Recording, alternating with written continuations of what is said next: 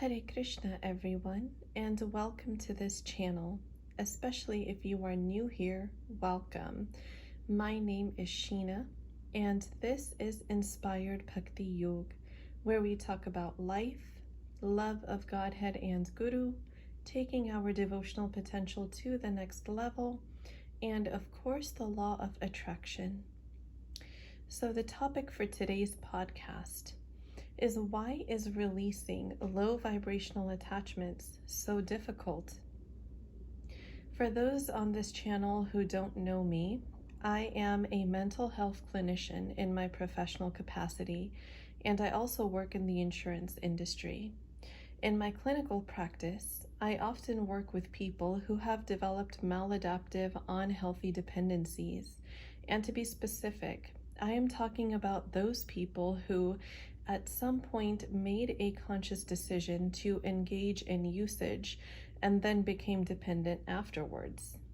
This is not about people who may have been born dependent as a result of exposure while in their mother's womb or other circumstances which could not be helped. This is specifically referring to people who make conscious choices.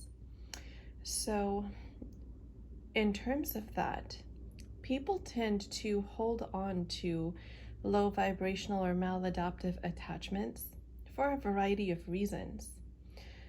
First and foremost is usually sense gratification. Second is they are seeking some kind of escape from life or reality. They need comfort. They need to fit in socially. They're bored. And for some, very, very sadly, it is a result of trying to numb pain. And for us Vaishnavas, our diet and usage of any kind of product is strictly regulated by our scriptures and the orders of our spiritual master. If a person has been engaging in non-Vaishnav dietary behaviors for most of their life, they may find it extremely difficult to release these because the impact is really not just on their diet or on their habits. It actually becomes an entire lifestyle change. This means that their social circle may slowly become non-existent, because if you are associating with people on the basis of these maladaptive behaviors, there will be nothing left to connect you to that group any longer because you no longer engage in those behaviors. For many Vaishnavas who, before converting to this lifestyle, may have been eating meat, family and friends may stop inviting them to functions because they can't accommodate the standard of a Vaishnav diet. Thus, a lot of people, before they convert into this dietary lifestyle, they face a significant fear of isolation, and this may be a significant factor in their hanging on to such habits and behaviors. Some working people don't have the time or the means to cook, so they rely on store-bought foods, which most times are not offerable, and more likely than not, contain at least onion and garlic, if not more, things that are not conducive to a Vaishnav diet. So how do we actually release these? Well, we must uproot all the Rajo and Tamogun beliefs within ourselves that are deeply rooted within us. We must place mind over matter first of all. We have to decide what is most important to us, our material enjoyments or our spiritual progress.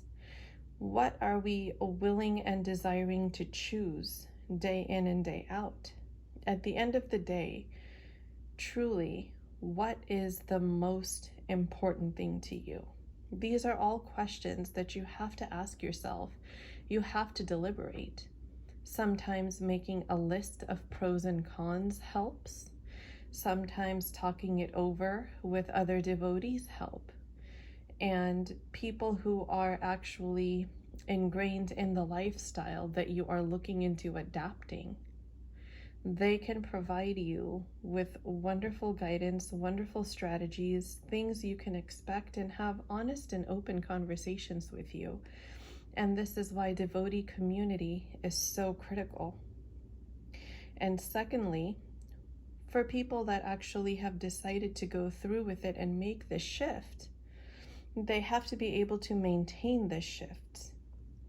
And in order to do that, you have to uproot all of these deep-seated, low vibrational thoughts and beliefs in your subconscious and unconscious mind that keep you in a feeling of lack.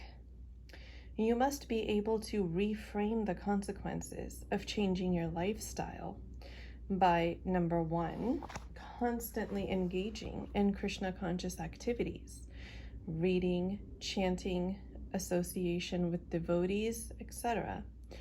And number two, you can incorporate subliminals into your daily meditation practice.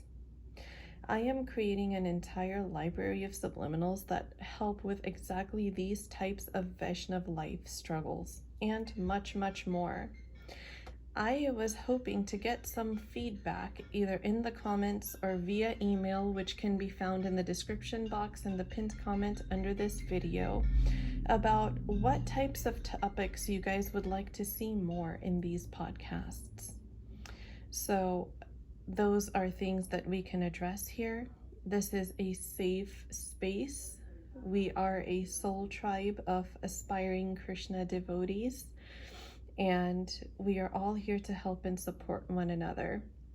So please feel free to leave your suggestions in the comments or to email me with them. I very much look forward to hearing from all of you, all of your feedback. And thank you so much for joining me here today. I hope you all have a beautiful, wonderful rest of your week, and I will talk to you again in the next podcast. Hare Krishna.